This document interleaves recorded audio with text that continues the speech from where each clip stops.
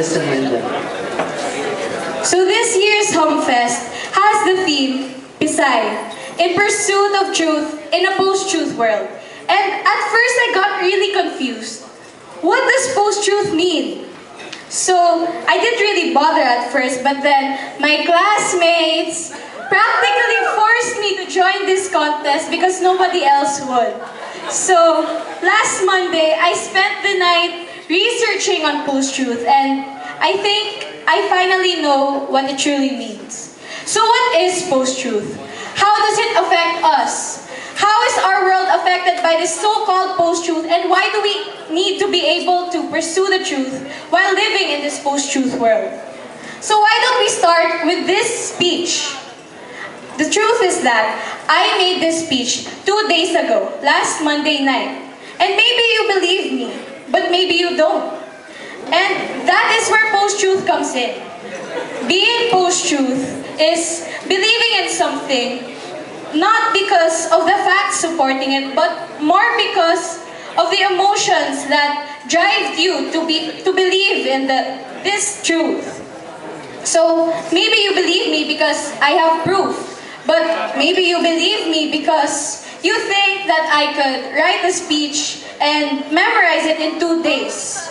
But maybe you don't believe me because somehow I pulled this off, and it seems like I wrote this 2 weeks ago instead of 2 days ago. So how do we know what is actually, factually true? We, of course, check the evidences. We check the facts. But we have to remember that not all evidences are real. So we must learn to be able to check if these evidences are credible. And that is when we are supposed to start believing. So in this case, my evidence is that when you check the document that holds my speech, it says that it was made 2 days ago. And of course, you can ask my classmates, and they will tell you that, yes, they did force me 2 days ago, and so I wrote my speech Monday night. So, let's go to a wider scope.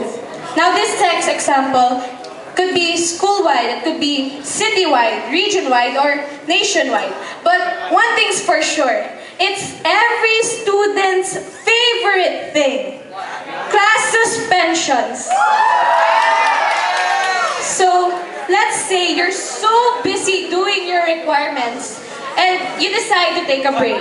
So you take your phone, you open Twitter, and the first thing you see is hashtag walang pasok.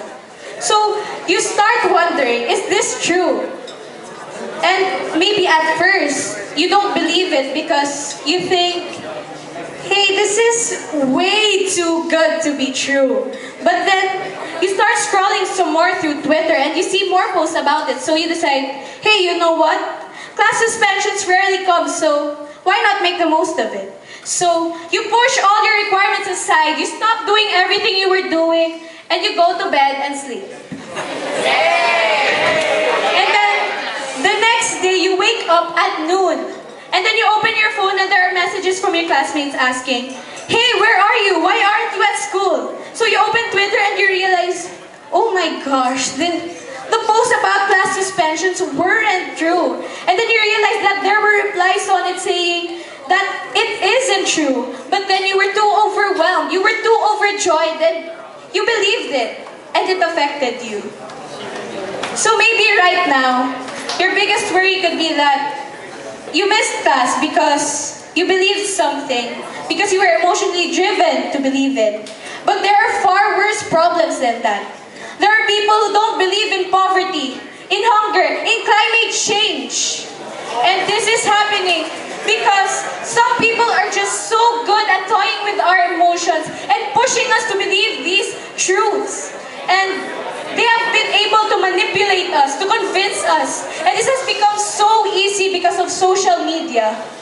But we are scholars. We have to remember that we are scholars, and we must continue to search for the untarnished truth.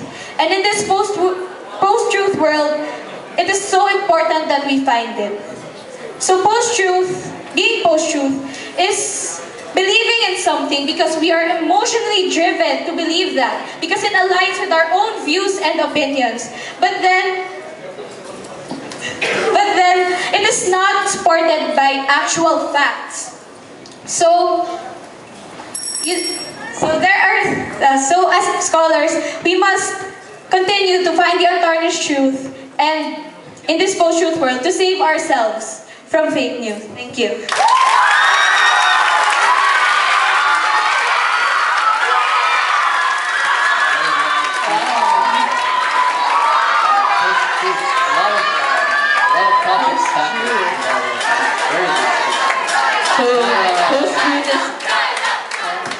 The post-truth is believing in what our emotions drive us to believe. So, to hear from our next speaker,